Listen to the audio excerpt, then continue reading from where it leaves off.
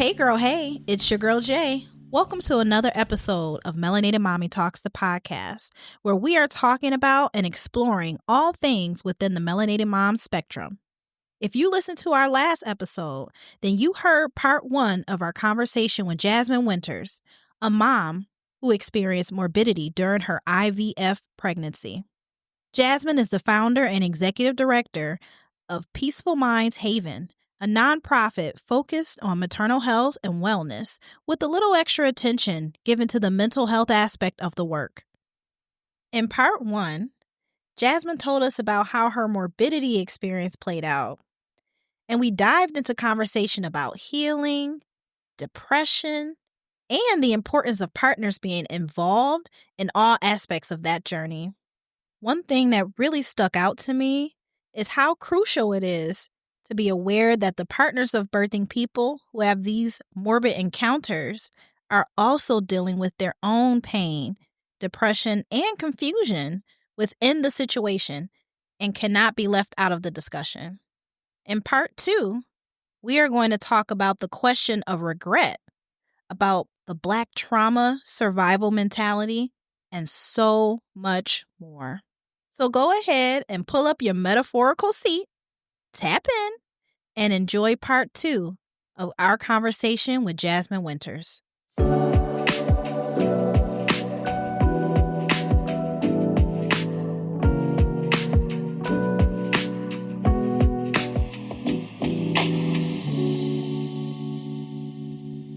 So Jasmine. Yes, ma'am. We're here talking about our momming. And we all know the reality of momming is not beautiful peaches and cream. It's not the baby sitting on a little fluffy cloud and smelling good and being happy. It's also, having a little terrorist that is running your life, right? Uh-huh. And in some ways that's still fun and all of the things because this baby is new, so they're like, oh, this shit is brand new. I don't know what this is. What is this, right? But when we're thinking about it from the space of our birthing experience and the trauma that is attached to this beautiful blessing, I think of it as like a duality kind of thing. Having your baby, being able to say, I went home, I'm parenting him, I get to watch him grow up. That's a beautiful blessing. But what happens to those feelings where you look at him and it reminds you of those moments when you become triggered and it becomes this burden of, oh my God, if he wasn't here, would I have had any of these experiences? Would I be navigating any of these things in my relationship? Would these be feelings that I have with my other children? So, how are you navigating that burden of the trauma that's attached to that beautiful baby while also recognizing the blessing of who he is for your life and your family? That's a very real and raw question. Yeah. And please answer to your comfort. I don't want to create trigger. It's a very real question because I'm sure there are so many moms out there who may feel the negative aspects of parenting and mothering, but may not know how to speak up about it because of the shameful society opinions of, well, why did you have a kid? For sure. So I'm going to lead with saying my bodily autonomy was my choice to start over at almost 40 years old and go through IVF to have a baby. That was my choice. I wanted that. I still want it, and I am enjoying it.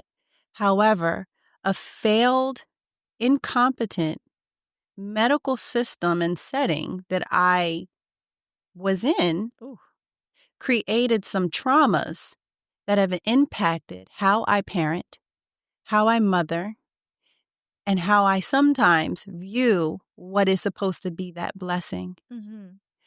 My son did not ask to be here. He did not come to me in a dream and say, hey, go through IVF. I'm trying to run the house and be a little terrorist, right? Right. We made that choice. Yeah. However, sometimes when I do look at my son, I am reminded of the trauma that was attached. Like, did you not make the right decision in choosing to start over? Should you not have gone through IVF? Right. If you didn't go through IVF, maybe your body wouldn't still be hurting from the postpartum depression. Maybe you wouldn't be crying randomly or being triggered or having relationship issues. I was in a great space with my partner until our birthing experience, until having a child. That's real. And sometimes, yes, I would never use the word regret, but yes, sometimes I do look and say, maybe I should have made a different choice. Why did you start over, Jazz? Why did you do this? Yeah. But then I'm also reminded at the newfound me that came out of this. I had a calling. And God used me as a vessel. And I had to go through that morbidity to be the vessel and the voice and the advocacy for birthing parents and moms who don't know how to use their voice, who don't know how to speak up and say their truth. Yeah. It is okay to say, I think I messed up. It is okay to say, I think maybe I could have made a different decision with my bodily autonomy choices. It's even greater when you can find the joy that came out of that. Yes. And I found my joy and my purpose in that morbidity experience, in choosing to have him. Yeah. That's real. That's real. I remember navigating those same kind of feelings. So, I have 2 girls. I've had 4 pregnancies. And my first pregnancy, I was 19. I was a sophomore in college. I was all excited, but I was scared and nervous and all of the feelings that you have. And when I went to my family and I'm like, hey, I'm having a baby, everyone looked at me like, what the fuck are you talking about? Right? So it was like, oh my God, it's this uncertainty. But then I'm like, okay, well, whatever. We're going to have a baby.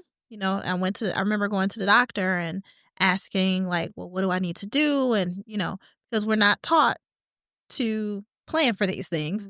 It's reactionary, right? So you got 9 months to figure it out. Yep. Okay.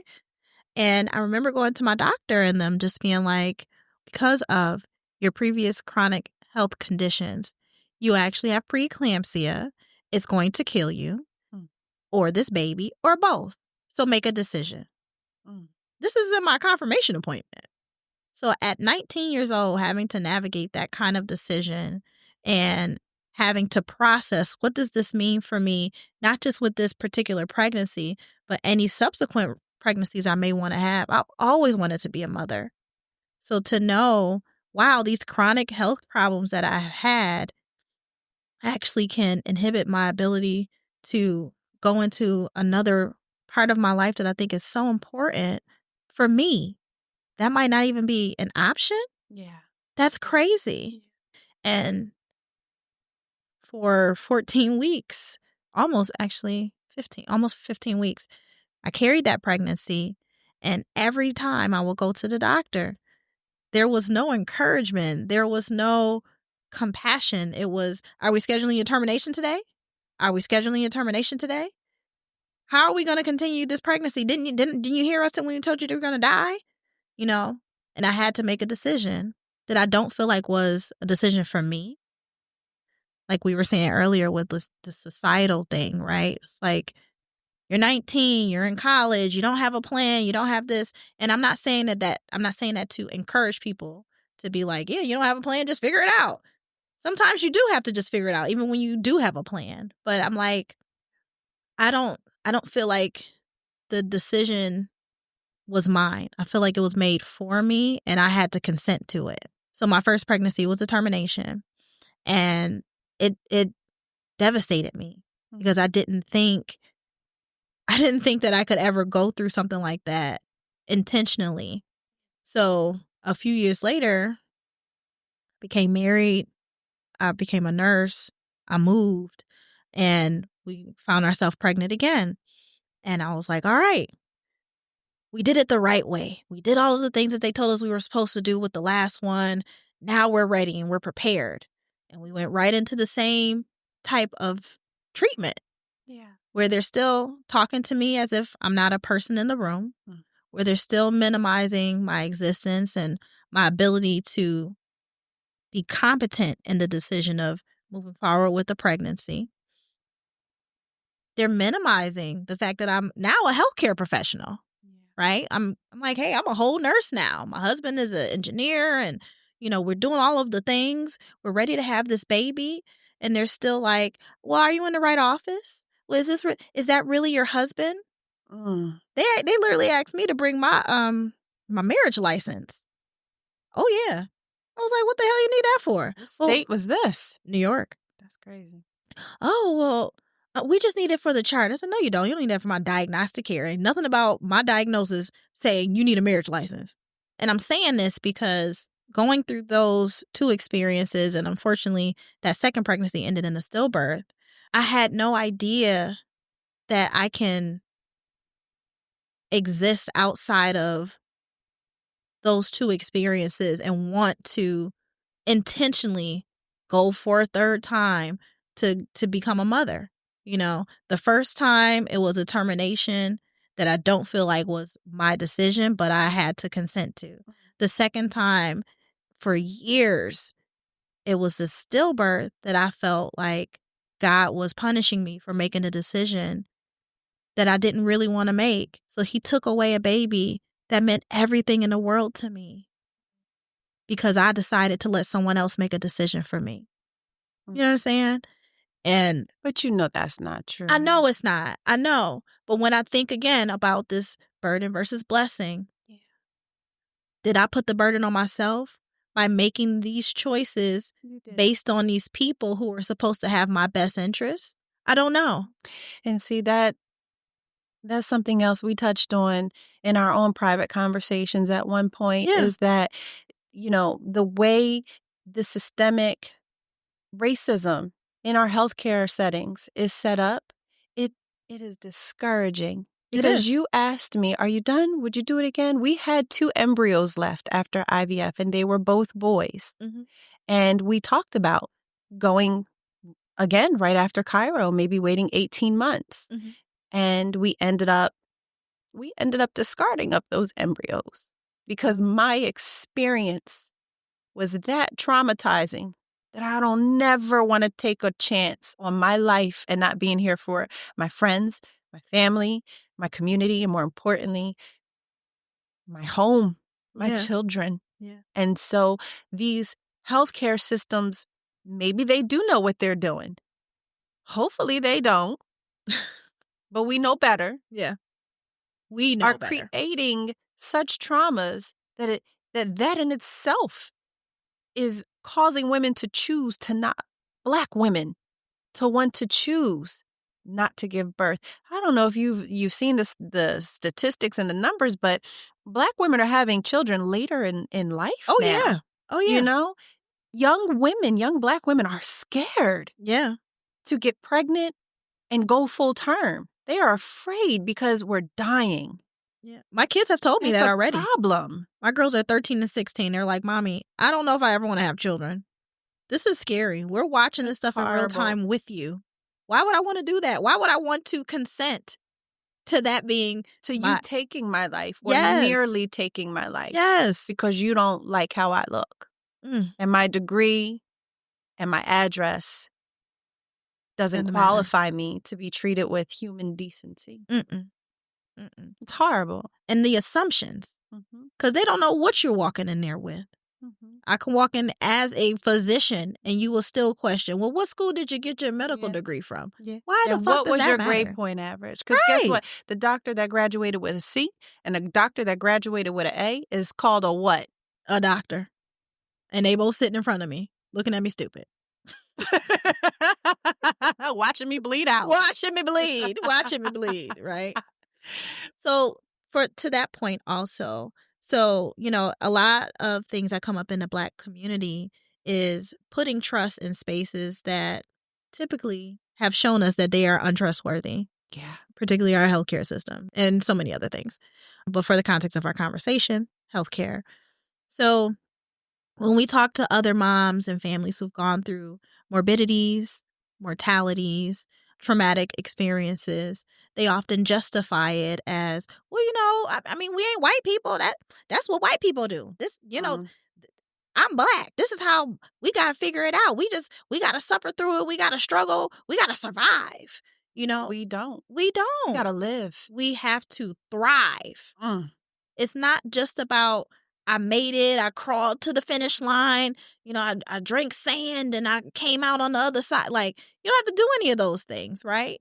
And I think there's this huge misconception in the Black community that our culture is tied to having trauma. If we didn't have a traumatic experience, it didn't count, right? And it's like, I don't want you to change what my culture is and equate it to how traumatic it was for me to get through. Kind of going back to what we were talking about with relationships and stuff. Like, I don't want to feel like struggle love is the only love that I can have. I want a partner that loves me wholly and I can pour into them in a reciprocated manner. I want to be able to have those wonderful feelings and also replicate those in our children, right? But it takes us unlearning and relearning new ways of love and accountability and integrity showing up in who we are as people and who we love around us, right? So they also can reflect that back. So my question to you is, how do we change those kind of conversations of, this is the Black experience, to this may have been the experience of people that look like me have had, but that is not my generational choice. I choose not to continue. I don't like to call them curses because I don't feel like we are cursed. We are very blessed people. We are the only people that have gone through generations after generation after generation of adversity and still found ways to rise to the top. We are the most resilient. We are the most imitated people that live on this earth, but we don't get our own credit for it. And we don't even give ourselves credit for how innovative and beautiful we are with making nothing out of something, making something out of nothing. So that's my question for you. So how do we change those conversations from this is my culture versus I'm just trying to assimilate to what they tell me I'm supposed to be because this is what the Black experience is supposed to look like. Redefining what normalcy in the Black community is. Okay. And it starts with conversations like this. You made a comment. You said, for me, how I comprehended the statement was almost a comparison and competition of trauma. Yeah. Well, you grew up with two parents in a household, and I grew up with one. My mom was an alcoholic. My dad was a drug dealer.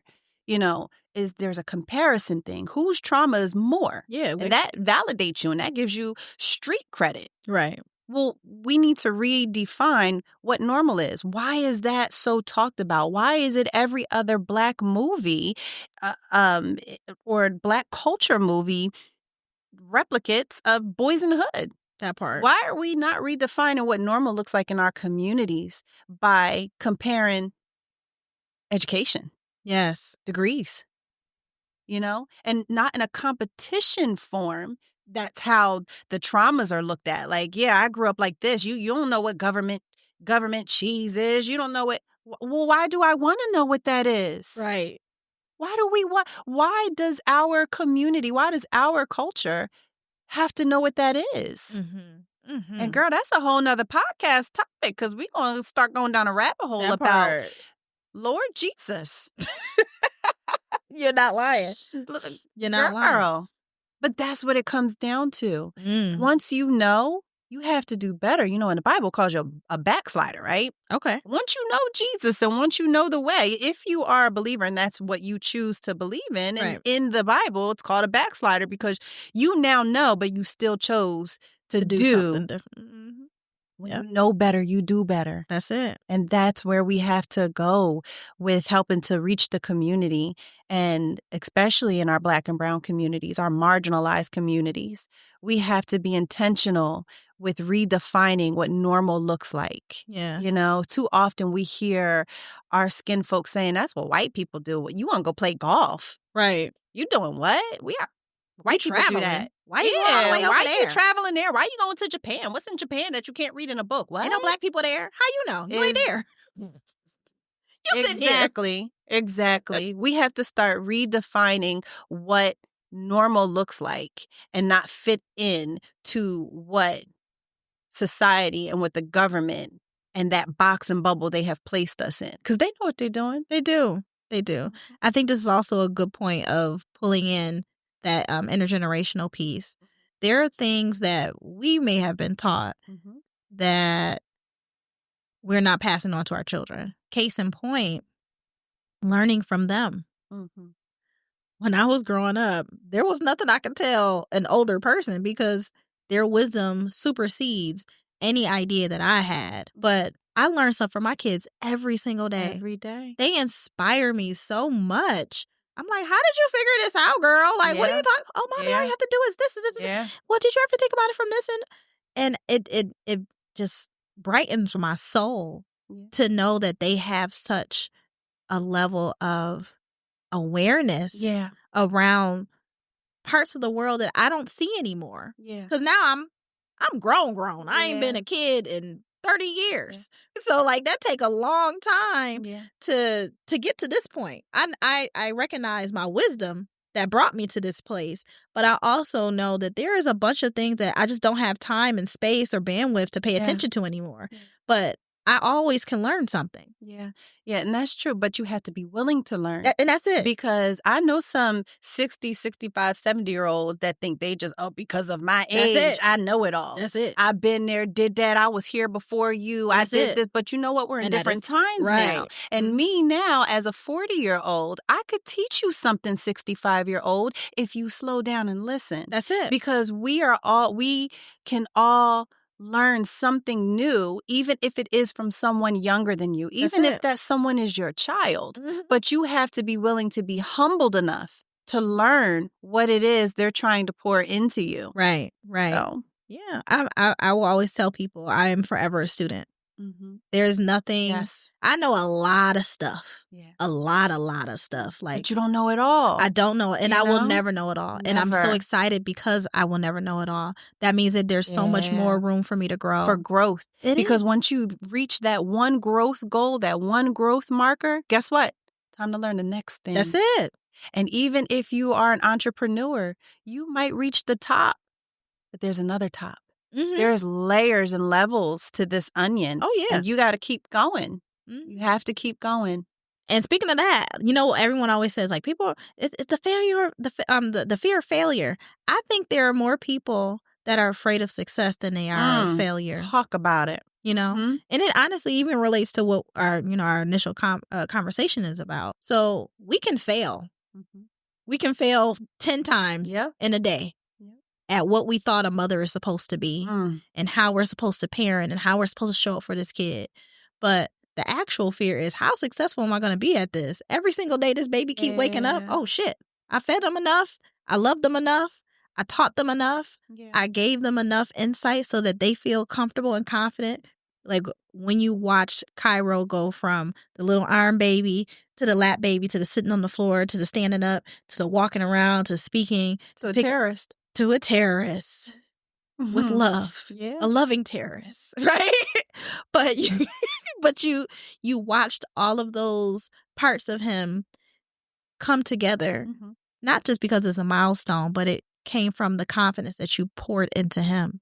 So there were parts where you was like, damn, he failed. That means I failed. I failed as a mother. I didn't teach him how to stand up well. And that's such a real feeling because it never goes away. It doesn't. Because Cairo is 2, but I have The other 3, they're teenagers. Yeah. And every day I wake up and I say, I'm going to put my best foot forward. And I'm not going to yell at them. I'm not going to complain about nothing. I'm not going to remind them about the dogs. I don't even lie to myself to that no more. Need to be picked up and all this stuff. And the neighbors probably think we're crazy. And I'm yelling at them, come get this shit up.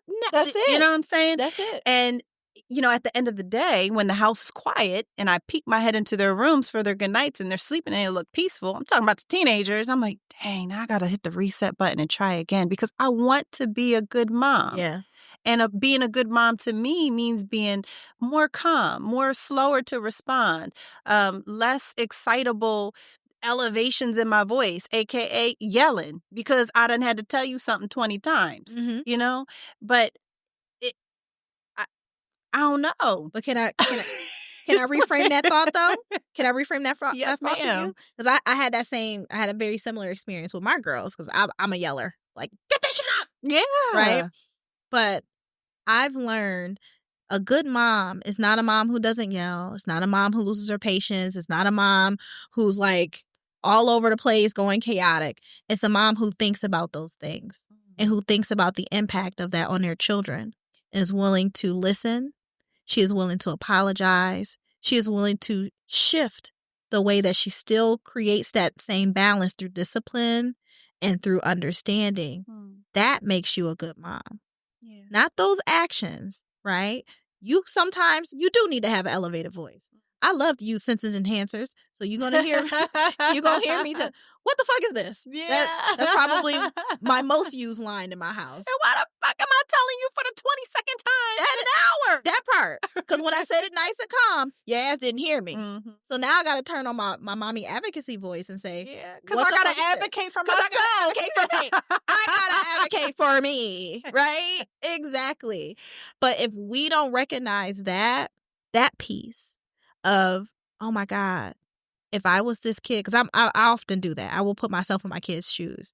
I'll have a crazy day and I'm like, damn, I'm wondering how these kids are experiencing me right now. Yeah. Yeah. Then that prompts you to guilt say. Kicks in. Yeah. Well, sometimes. Sometimes it's guilt, but sometimes it's just, again, a different level of awareness of like, damn, I really spent 10 hours sitting at this computer. I didn't eat today. I did a little whole bath. I did a little bit of whole bath. Little wipe down. But I have to remember, I'm not here alone. I am isolating myself in this one thing, and I'm taking away from what my babies need from me. Yeah. And sometimes it's just your presence. Yeah. Let me step away. Yeah. Let me take a moment. Let me move this to another day because the work is always going to be there.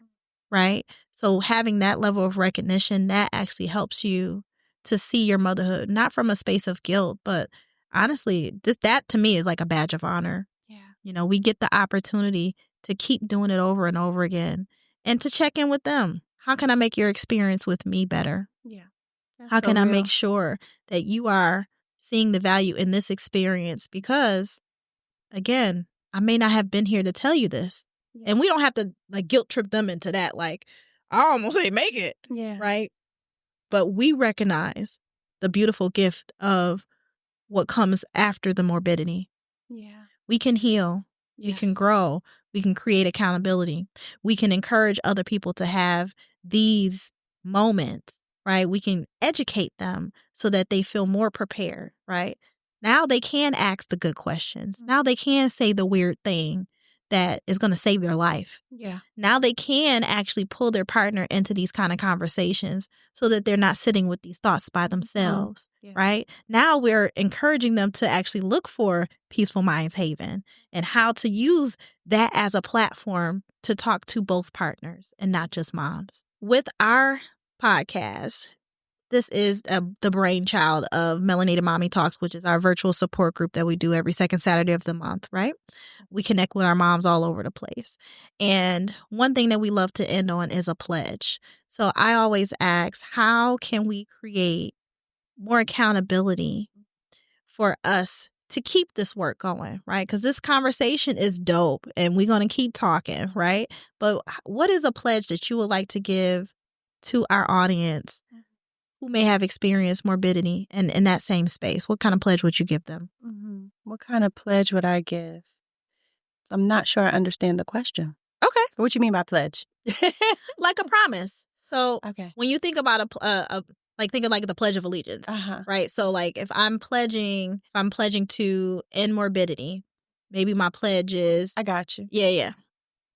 Okay. So I would say a good pledge is to continue to practice advocating for yourself. Advocate, unlearn, relearn, and share your story. I love it. Yes. And I pledge to continue to create these safe spaces and places for moms like you and I to keep these conversations going so we can learn, unlearn, reframe, and renew ourselves in these journeys of moms in the margins. So we don't have to continue to stay in these margins. Yes. So I thank you so much, Jasmine. Oh, Jay. Girl. This was so nice. It was. Yes, and another form of healing and advocacy and story sharing. Amen. And I appreciate you even just creating this platform and this space to invite moms of the community and in this advocacy work to come and just chop it up. That's it. Yeah. We heal through conversations. We are storytelling people. We are. Before they, this gonna sound messed up, but before they realize, dang, we taught them how to read. We let them read. Oof. Before we were allowed to read, we have never lost our stories. Never. So there are things that have come all the way from when we were considered property. Yeah. That have been passed down as actual ways of us keeping our authentic roots. Yes. So if we don't have the ability to tell our story, then somebody gonna tell it for us and say that we liked it. Yeah. So thank you for telling your story. Thank you for being the mom that other moms need, because moms need moms too. We do. No, we do. I'm tired of momming sometimes. I'm like, all right, get somebody else to do it. Let me tag her in. Fuck them kids. Yes, fuck them kids. But not my kids, because y'all watching. Not my kids. Just them kids. I mean, whoever them are. Them, sure. Mm-hmm. And on that note. Thank you, Melanated Mom. Thank you, Peaceful Minds Haven. Thank you.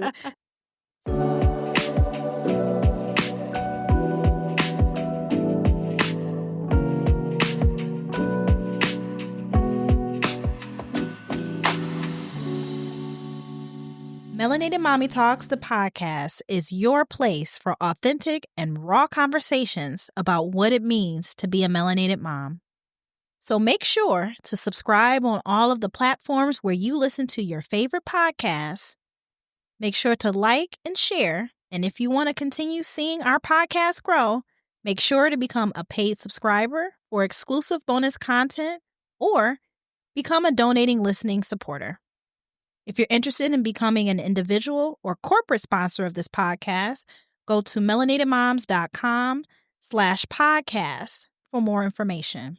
We can't wait to have you with us and enjoy our next episode. So keep listening, stay connected, and stay tapped in.